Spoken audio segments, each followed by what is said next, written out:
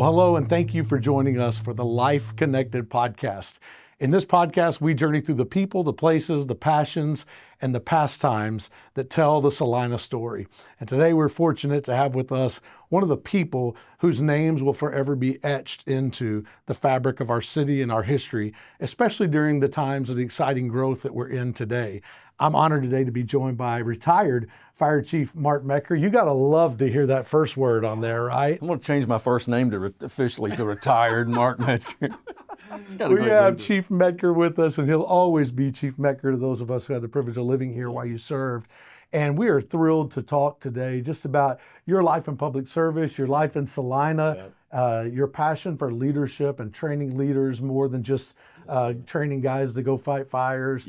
And then finish up, maybe get a story or two about that you're looking back and can laugh a little bit at. So thank you, Chief, for being with us. And I want to just talk first. One of the things I've always loved about you, for you, public service wasn't a job.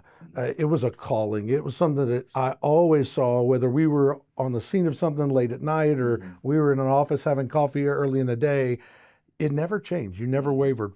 Tell me about that thing that burned inside of you to be a public servant. Well, we could fill a whole segment on that, but just a little background on me. I grew up in Louisville, Texas, and I was a fighting farmer. So our motto is we can't beat you in the field, we'll whip them in the parking lot. This was a long time ago. I'm not saying that's good, but I'm just saying that's what it was. You had to be tough. But there was a lot of similarities in where I grew up in Louisville and Celina when I got here. They were both like little 3A schools, and it's kind of a small town environment, and football is king, you know. But as far as the getting into being a public servant, I've thought about that before, and I think it's just in my DNA. I think my dad was a Marine and a sheriff's deputy. My mom worked for the JP, Justice of the Peace, over in Louisville. She was a clerk for a judge over there. Mm-hmm. My Uncle Richard, he was Richard Russell. I think he was the first paid chief in Richardson Fire Department, and so I think this kind of thing, the public service, public servant, I think is just, I grew up in that household, and I think I'm just prone to serving, being a servant. I wish I was looking back, I wish I'd have been prone to be a, entrepreneur millionaire. A billionaire. Unfortunately, I didn't have that DNA. I had the other, but it turned out to be an extremely rewarding decision. But wearing a uniform is very strange. It's once you put on the uniform, it's hard to, I remember going to McKinney Fire Department when I was only 18 years old. And I remember when they presented me with my first badge. And I'm like just graduated high school like 3 months earlier. And I'm like, what? I got my own badge. It was a sobering thing for a young kid. And I don't know that I ever really appreciated that at that young of an age, but that's really all of it. I left the fire service for a little while and went into did some oil field stuff, which wasn't a horrible job either, but they were prone to layoffs, and I said, I've got to have stability for my family, and I just love serving. So I don't know if that answered your question or not. No, it did. But, so you served, and then you stepped away from this field of public service for a season. It was in your blood. You came back to it, and you finally ended up in Celina, Texas. Tell us, because Celina's changed so much since the day you arrived, 100%. Tell us what you walked into. What was Celina like then? The good, the bad, the ugly, all of it. What was it like? So I came from Addison, which, if you know anything about Addison, was at the time, and it was like the restaurant capital of Restaurant Row. Yeah, Restaurant Row, right? So we had like 200 walk-in restaurants in Addison. And I remember, so at the time, man, I think we had Lucy's was and Burger Fixins was the only two places to eat, and I remember the first week I came up here, I'm like, man, let's go eat lunch, and I said, what do we got to choose from? He said, well, we got basically one or two places. And we ate at a different restaurant every day at lunch in Addison, so it was just such a culture shock. But it was, when I got here, the bottom dropped out of the economy. What year was it that you walked? January of 08. 08.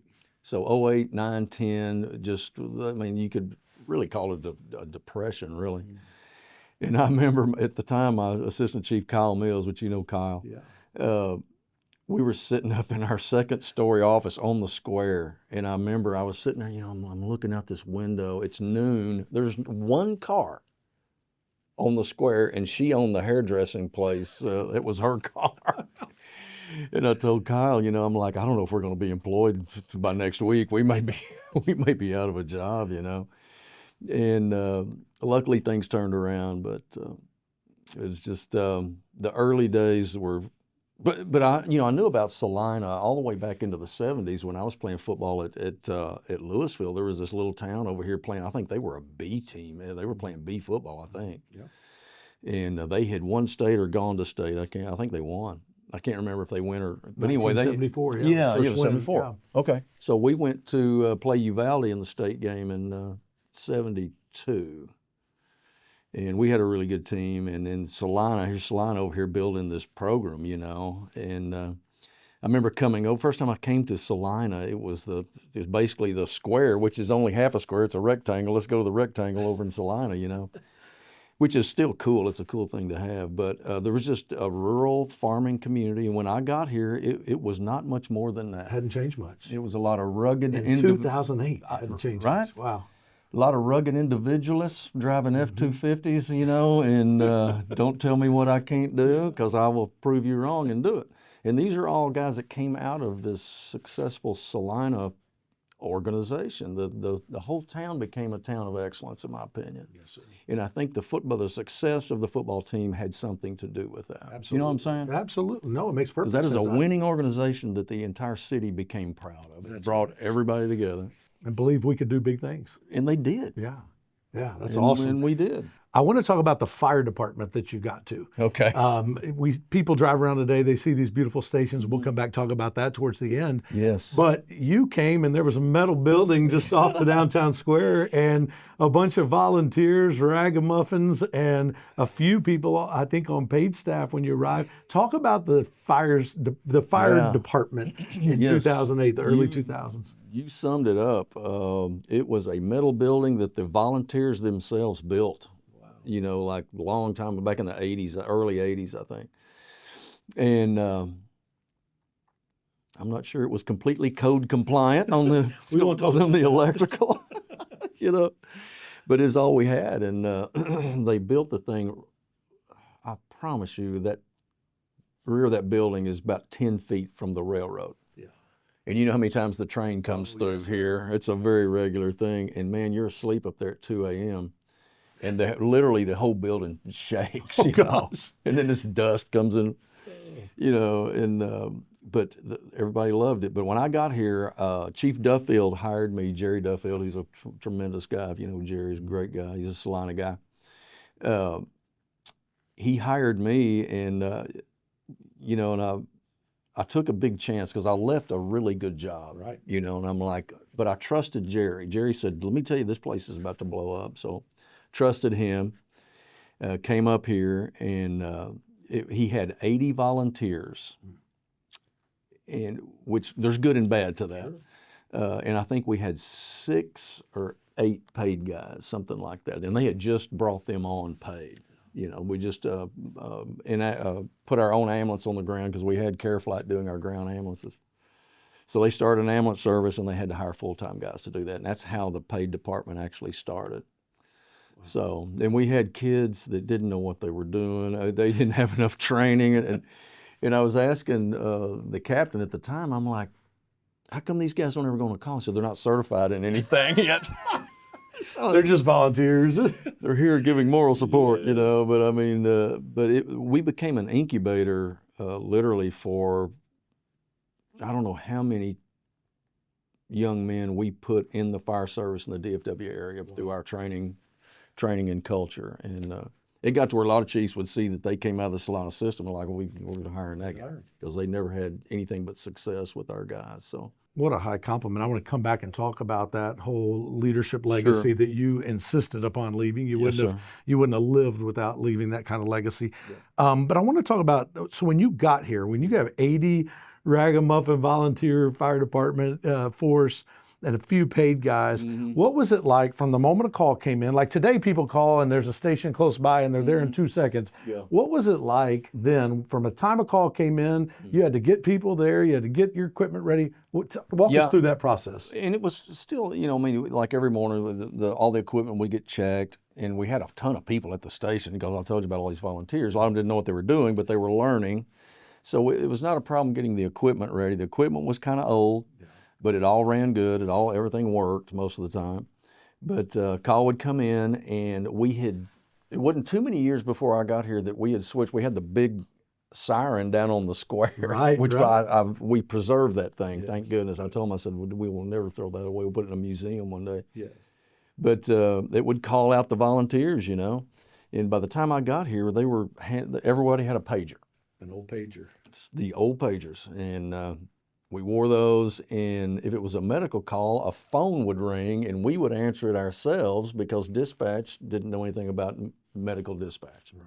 So medical phone would ring, and we would talk to them directly. It was really, so it's a miracle, that it was. It was a miracle that it worked as well as it did. But we had such good folks. But now it's like super high tech, everything. You've seen our stations. Absolutely. I mean, their world. This Station 3, and I'm assuming Station 4 is going to be as well, but they're world-class facilities. Absolutely. So these guys, they would be maybe at work somewhere. They'd be at a restaurant. Some of them came from home, having coffee. Yes. Their pager would go off, and they literally would come flying through town and whip into the parking lot of the fire station and jump on a truck. Is that kind of how it was? And I'm not saying that's a safe way in which to operate either. But yes, or a lot of the guys would meet. They would keep their bunker gear in the back of their truck, and they would just meet us at the scene. Like the address would pop up, and they would just meet us there. Wow. So you would see a guy out there in shorts and flip flops and Crocs, and is putting his stuff on. I'm like, okay. Wow. But everybody meant well, and everybody loved the city. That's why all these people were here. Is they loved the city of Celina, and they loved what was going on, and those people could see the future like we did. We all knew what was going to happen, we just wasn't sure when, and the Depression really knocked us back numerous years. Yes, sir. Because we were gearing up in 08, 09, we were gearing up to build the next Plano. Yeah. And now, we finally gotten back to it, but I tell you what, when growth stops like it did in those days, and then COVID didn't help. Yeah. You remember the COVID years. So that was almost like a mini recession in itself, for different reasons. So despite the setbacks, it's you're not going to be able to stop what's going on here right now, that's for sure. Exactly right. In those early days, I think one of the unique marks of your service is there was a time when you were both police chief and fire chief for the city of Celina. Talk about that. Because that's unprecedented today. Well, and there's a reason it's unprecedented. Right. I don't think it was that great of an idea. A few gray hairs later, you can talk about it. Oh, man. That thing took 5 years off my life. But I developed a saying after that. I said, you have to be careful what you say yes to. That's right. That's right. Because I was offered that job, and I had the word yes came out of my mouth. It was like, well, of course I will. And it was too late to reel it back in. About a month in, I'm like, oh my goodness, what have I got myself into? And I look back on that 4.5 years where I took over the PD. I look at that as one of the greatest successes of my career, because I took this organization, and my job was to figure out what's going on over here. We had a pretty good chief in Joe Williams. Well, he left to go to McKinney. Then we had an interim who was a lieutenant, and they didn't have the culture built like they should. And they saw that I had built a pretty good culture, or we did, sure. At the fire department. And I was approached by one of the officers, we want you to do here what you did with the fire department. Would you consider it? And so I couldn't tell him no. And I thought, if I have some skills that can actually help them we can build a culture, some teamwork and leadership. They were starving for leadership, you know. And I went in and I told them, I said, you'll never see me wearing a police uniform because I'm not a police officer. I'm a peace officer. I was an arson investigator. But I said, my job's strictly administrative. We're going to get the budget worked out with y'all's help, and then we're going to set up culture. And so that's what we did. And a lot of these guys that are high-ranking, officers here now are guys that I hired back in that time. I couldn't be prouder of what this place has become. And now, of course, Chief Cullison is just a rock star, man. He's the best. He's what I always wanted to be, like 6 inches taller, good looking, in shape. That's right. Dynamic personality. Yeah. I'm like, look at my ears, man. And when we see you, I witnessed you at a police banquet just a couple years ago when they honored you. Oh yeah, that was great. I mean, it was like being with the Pope in the Vatican. Like when Mark Metdker walked into that police banquet, they should have carried me in. They should have. Like the Pope. You were one of them. You were their guy. And I watch you and Chief Cullison interact today, and it's still there's something special from those years. Are you glad you ended up doing that, even though it was taxing? Yes, we go back to the next existential question of why are we even here? Was I sent here to accomplish something? If I just sit on my tractor in Whitesboro, Texas, I would not have been able to experience all of this. Experiencing failures, I think I've learned more. I think you learn more experiencing a failure than you do 10 successes. Yes, sir. You know what I mean?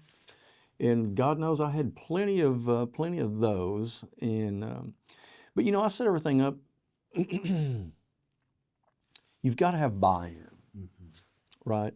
So you can have a world-class plan that's been successful in 10 different places, and you come into an organization and for whatever reason they don't respect you, they don't trust you, there's no buy-in. Well, you might as well throw that in the trash, because if they either decide to follow you or they don't. Luckily, I had a pretty good reputation coming into that situation, and I think they were willing to follow, at least for a while, until I could prove that I wasn't worthy of being followed. That's right. So I left before that happened. But luckily we had buy-in. You look at any organization, and you build that with a family atmosphere, and I always stress that. If you look at a Super Bowl team, World Series team, Stanley Cup team, inevitably there's one thing that they will immediately focus on. It's like, I love my teammates, right? That's right. We're a family. How many times have you heard that from a winning organization, right? Well, that's the kind of organization I want to belong to. Yes, sir. I don't want to walk into a room and kind of dislike my coworkers. You have to love these guys. I mean, of course, fire department, you live together anyway, 24 or 48 hours at a time. If you don't like those people, it's not going to be a very successful culture. That's right. And you did indeed build a culture, but not only did you build a culture, you got to oversee building some exciting things. We talked and visited about this metal building that was the fire station for so long. I remember when you were police chief, you were bouncing around about every other month I could never find you. You were in a new place. We didn't have a home.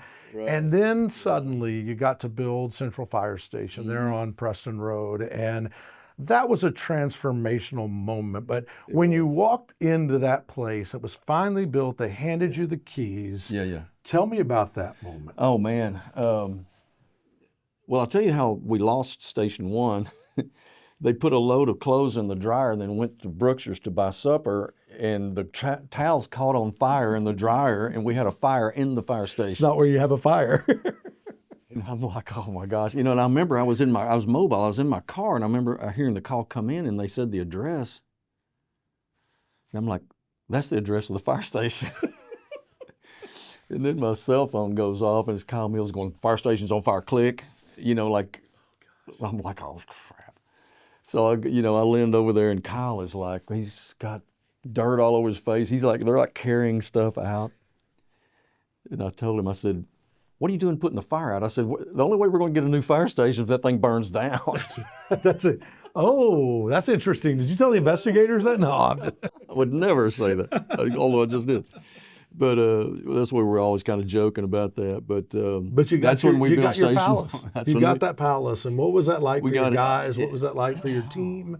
For you as a leader to have that, finally to have a home? So I asked them if they wanted me to make some recordings of a train passing through in the night and play it at 2 in the morning, like they were used to, you know, but like we did in the old metal building. But it's such a morale boost, you know, and I know that fire stations are expensive, and but having those personnel, you know, you got to remember that's their house, that's their home. 1/3 of their lives they live in that thing.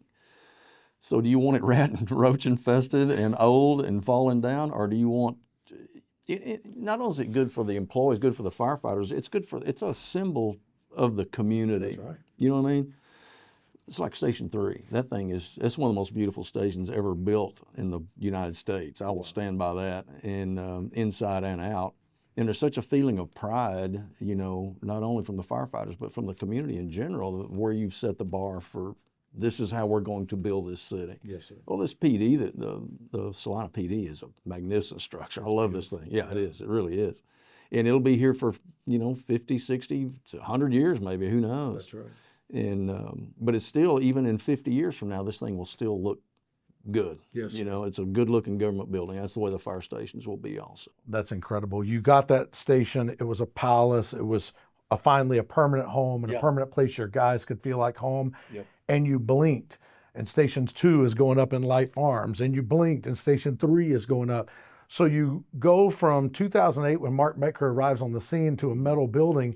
So all of a sudden, your 3rd fire station's under construction. You have all of these firefighters on city payroll, and it's growing and it's expanding. And every time we were together, you were talking about Station 4 and Station 5 and Station 6 and Station 12. And like, talk about what that was like to have such fast growth, although I believe it was wise growth, but it was fast. What was that like? And we knew it was coming because I was, when I went to Addison, that's where I came from. In Addison in 1983, there was literally cranes set up on almost every corner. We're building high rises, we're building big apartments, we're blowing and going. I remember Mr. Whitehead came in, he was the city manager at Addison. He came in right after, it was right after we got hired. He gave us like the welcome aboard speech. And he goes, there's something called the North Dallas Tollway that is about to be built through our city. And he said, it's going to change everything. It's like the railroad coming through 150 years ago. You know, and I didn't really understand. Wasn't real smart at age 25, and I didn't really comprehend the big picture. I was just trying to, you know, get my bunker gear on correctly without getting chewed out. But, you know, he was correct. And when I got here, the tollway had not quite made it here yet, you know. Just like when I went to Addison, it's like we're waiting for this thing to come through, and now it's kind of the same situation here. And if you're lucky enough to have the tollway, you're a very lucky city. Right. If you're lucky to have Preston Road and the tollway, you're going to be an elite city just because of that. Because look at the cities that have both those running through their cities. It's incredible. So I knew coming in, and I remember driving around early on when I got here, because I did this when I went to Addison. I said, get the camera and start taking pictures of various intersections. That's right. Because at your retirement party, you can pull those pictures out and go, 30 years ago, this was the intersection of, you know, whatever tollway and whatever. And people will just laugh. I have pictures in Addison of, I set the ladder truck up at 100 feet, and I took pictures of the surrounding neighborhood, and there was no houses there at all.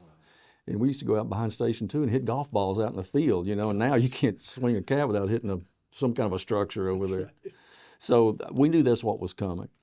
And my job, I knew as soon as I got here, my job was to prepare. You can't prepare for that too early. So we tried to get systems in place and prepare for all that. Thanks to Jason Laumer, the former city manager, we came up with a fire station map of where, I think it was 13 fire stations on it. So we'll eventually have at least 13 stations here. I think it might be more, but. It's incredible. Yeah. But not only were you building buildings, which you built fabulous buildings. We have, as you said, the finest fire facilities that you can find anywhere. We're so fortunate and blessed to have those. But at the same time, you were more focused on building men and women. You were focused on what I would say was building what would be defined as your legacy. But at the time, you were just passionate about developing your people. Why was that so important to you as a fire chief? So, as the chief, you're looking at long-term, medium and long-term tasks that you have as the chief. But my job is to bring in people, start staffing, start promoting. Those two things go together. If you promote someone, then you have to hire someone to take his place, right? So I knew going in, if we're going to build 13, 14, 15 fire stations, we're now in the hiring and training business. And that's what I told my guys. I said, we're in the fire business, yes. But in this particular instance, we will constantly from now on be hiring new people, trying to attract, trying to retain, and training them to promote up to the next level. So every candidate that I talked to and brought on, I would scrutinize them and go, what kind of captain would this person make? Could this person be an officer? Because if you promote the wrong person into a mid-management position, you will pay for that the rest of your career. That I had to have officer material coming in, especially early. I needed to find some studs that I could hand the ball off and they could run with it.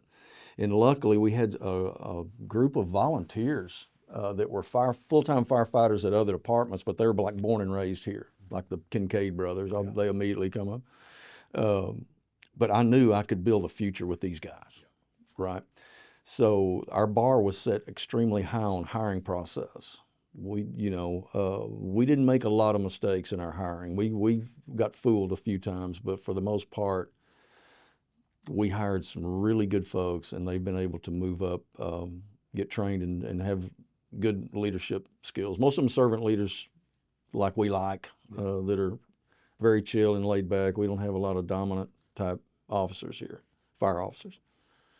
We're very humble, good, fairly local folks.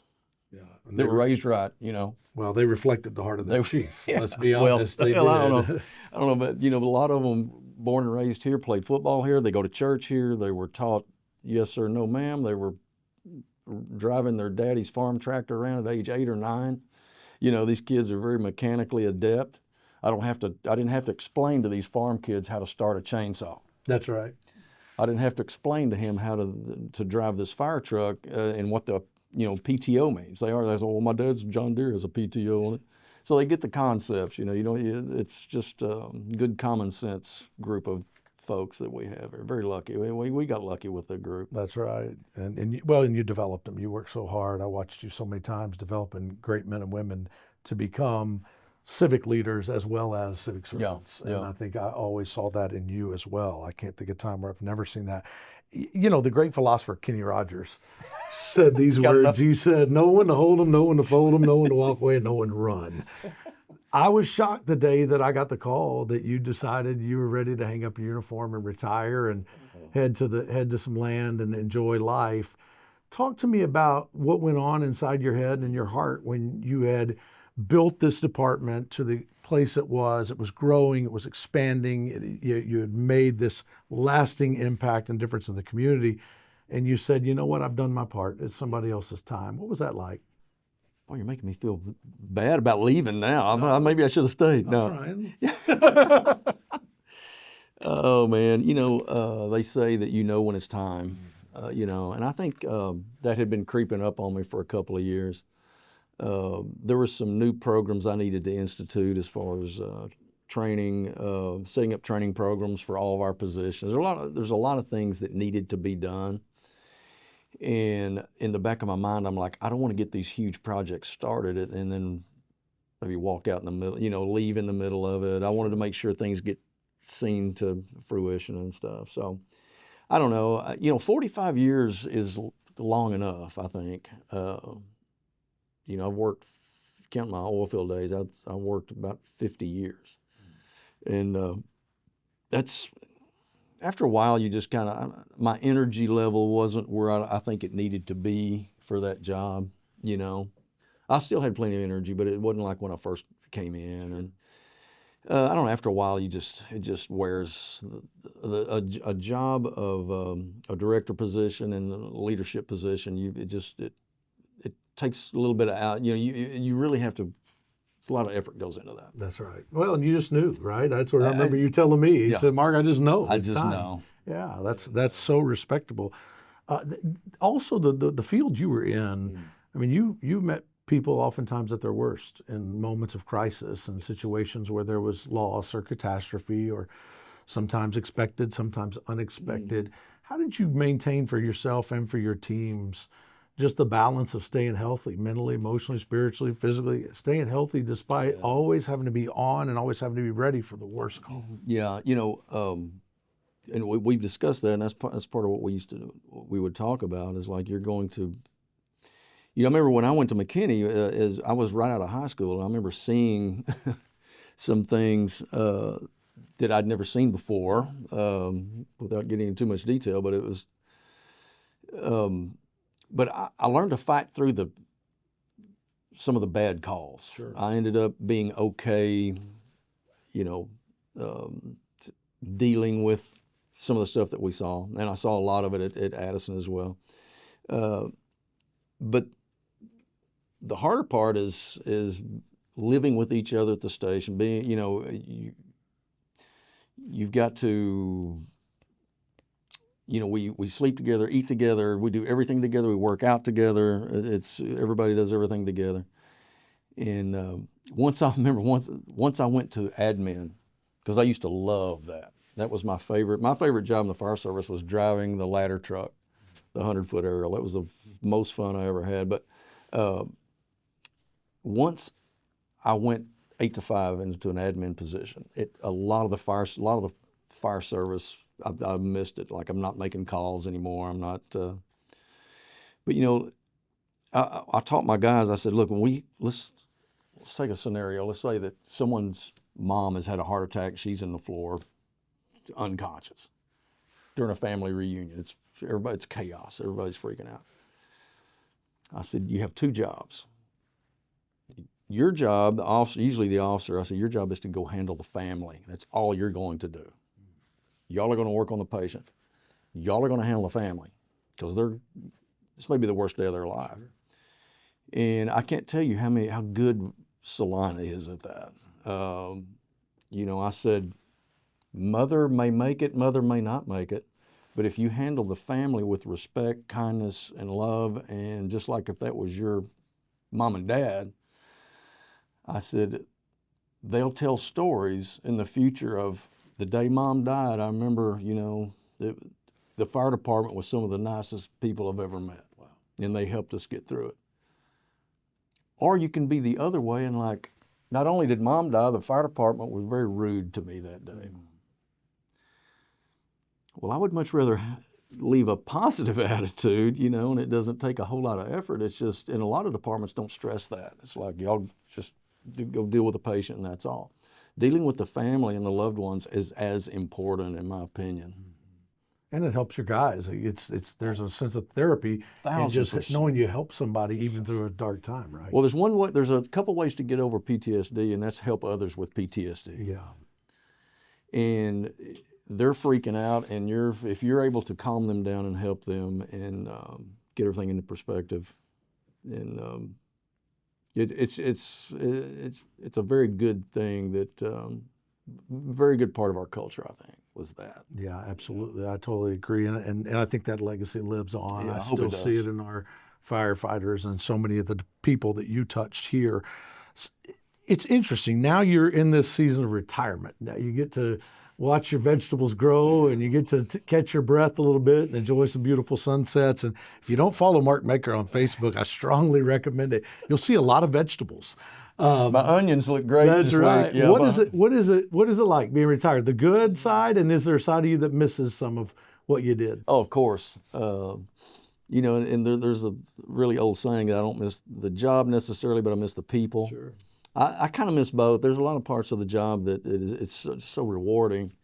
I always say that the victory in this job is once you retire and look back on your career, and I've told this before, but you don't look back and think about the babies we saved and the fires we fought, all the heroics and all this stuff that we never really, no one will ever know that we did. Because we don't do it for that anyway. We're not wanting recognition, but at your retirement party, what you want is for someone to stand up behind the microphone and point at you and go, "I am who I am because of that guy." Yeah. So that's the best part of it. That's right. That's why we do it. And I told my guys, I said, we're in the life-changing business. That's right. Because once you come into this organization, we're going to teach you how to be a better person, a better firefighter, better paramedic. All that goes together. We're going to teach you how to treat people right, how to talk to folks. It's a whole, and for a lot of these young guys and girls coming in, they may have not had any training. They may have not had any mentorship. They may have come from a family that didn't stress that kind of thing. I can't get in trouble for it now, but I'm going to call it Christian values. I remember when I first came into the fire service, our training officer, who was he went to First Baptist in Coppell, he told us, he goes, "You're going to treat people just like the Bible says, you're going to treat people the way you'd want to be treated." And and I'm thinking later on, I'm like, that was servant leadership before they create a name for it. That's right. That's exactly right. Before it became marketable. Basically, servant leadership is exactly what that is. It's just treating everybody right. Well, and that's your legacy here, and we celebrate that. Chief Metdker, we find Celina in this sesquicentennial year. We're celebrating 150 years. There's a lot of time where we're looking back, and you were part of and helped write some of the rich chapters of Celina's story. But I'd love to know what your thoughts are and your heart is for the next chapters that are going to be written for this place, and for these people, and for the people you led and loved. What do you hope the next 150 years in Celina are like? Well, that's a great question. I think we built a pretty good foundation. You know what I mean? I think you'd agree to that, and you know what I mean by that. It's solid people skills, family atmosphere. Let's love each other and let's love our community. Once you lose that, you become like a lot of the other just big fire departments that it's just a paycheck. So far right now, it is not only a paycheck, this is our life. This is what we choose. We're proud of what we do. We're good at what we do. We're humble. We're here to help you do whatever you need help with. That's what I hope the future, I hope that is carried out as long as it can be carried out, because that's really a lot of people quit a pretty good job to come here. That's right. And it's because of the culture. It was not because of the pay. A lot of people took pay cuts to come here. Think about that. You're willing to take less of a paycheck to go to a place that you're going to love. So at the end of the day, what that tells you is it's about the people you work with. Do you love your job? I don't know. I've never woke up in the morning dreading going to work, even when something was, we arrested this guy last night and he's a senator's, or somebody that's I'm like, oh, fantastic. I can't wait to get to the office,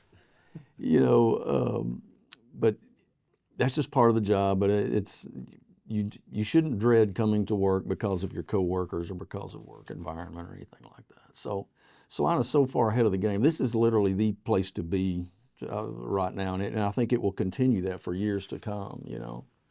I remember when I was at Addison. Addison was was the highest paid department in the state of Texas at one point. Then Plano comes along. I remember I took the test to go to Plano Fire Department before I went to Addison. I went and took their test when they opened Station 2. That's how old I am. That's how far back I can go. But I remember they just started their growth, and then they end up being literally the model department in the whole United States. So this Collin County has a heck of a reputation. McKinney, Plano, Frisco, Prosper, us. Those 5 cities are going to be hard to beat as far as quality of service and quality of equipment, and we all drive the same type fire trucks, same uniform, same training. So this whole area is a great area to be in right now. Yeah, I totally agree. And you were a big part of that, and what lasts today, what stands today, and what builds from today. Yeah. Mark Metker's fingerprints are all over that. Last question I have for you, Chief, is this. Nothing dies on the internet. People watch this long after you and I are gone. What, if you could say one thing to firefighters in Celina, Texas, generations from now, what would you tell them to maintain and still always hold fast to? Well, if you have a set of morals and set of right or wrong, always do what's right. You know, you can maybe do some things to, I don't know, I think some of the loyalty in some of the larger departments, I think the loyalty to the fire service itself has gone in lieu of, I want a bigger paycheck. I understand you want a bigger paycheck. Everybody does. But the legacy of the fire service itself is one of honor, you know, honesty, hard work, and service. You know, and I would always ask my guys, they would come wanting something, you know, and I'm like, if I say yes to what you're wanting, does it make you a better firefighter? And the answer is either yes or no. And I'm like, well, you're asking for something that doesn't necessarily make you better. We're here for the citizens. We're here to serve them, and it's up to us to be the very best we can be 24 hours a day. So I think we need, a lot of times, fire service and police both, I can speak for both, I think sometimes we lose sight of our vision of why we chose this profession. Because we sure didn't choose it to become, you know, independently wealthy. Sure. So why are we here? We're supposed to be serving and helping people and be a servant. And I think a lot of departments have lost some of that over the years. And it may eventually happen here years down the road, but I hope we can maintain our vision and what our mission truly is. You know what I mean? That's awesome. So, Chief Metker, your service made a difference in our city. Your legacy still makes a difference in our community. Thank you, and thank you for joining us here today. Awesome seeing you, my good friend. Thanks for not forgetting who I am. And thank you for joining us on the Life Connected podcast. Our guest today, retired fire chief and former police chief in Celina, Mark Metker. We hope that you'll keep coming back to this place and joining us from time to time as we introduce you to the people, the places, the passions, and the pastimes that make Celina so great. We're glad you've come by today, and we'll see you on our next edition of the Life Connected podcast. Have a great day.